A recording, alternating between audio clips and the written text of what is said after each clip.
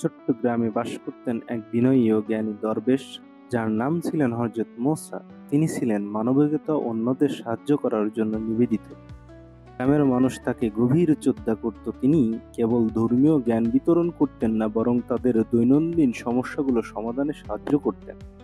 একদিন এক যুবক হযরত মূসার কাছে এসে বললেন, হুজুর, আমি জীবনে শান্তি পাচ্ছি না।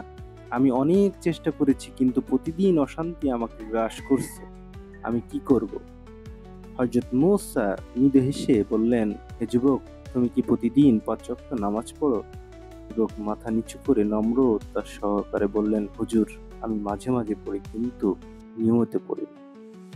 হযরত মূসা বললেন, তাহলে তোমার প্রথম কাজ হলো নামাজের প্রতি মনোযোগী হওয়া। নামাজ হলো অন্তরের শান্তি অর্জনের প্রথম ধাপ। যুবক তার পরামর্শ মেনে নিয়মিত নামাজ পড়া শুরু করলো। কিছুদিন পর সে আবার হযরত মূসার কাছে এসে বলল, হুজুর, এখন আমি আগের চেয়ে অনেক শান্তি অনুভব করছি, কিন্তু আমার মনে এখনো কিছু অসন্তোষ রয়ে গেছে। হযরত মূসা এবার বললে, তুমি কি প্রতিদিন কোরআন তেলাওয়াত করো? যুবক বলল, না হুজুর, আমি কখনো কোরআন পড়া শুরু করিনি।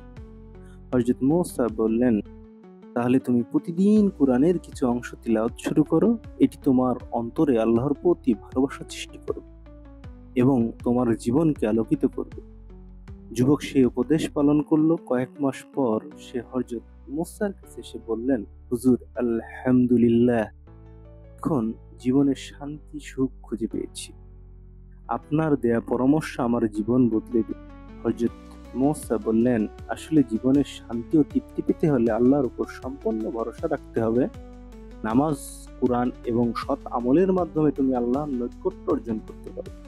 এই গল্পটি আমাদের শেখায় যে ইসলামের যে বিধান মেনে চললে এবং আল্লাহর উপর ভরসা রাখলে জীবনের সত্যিকারের শান্তি অর্জন করা সম্ভব।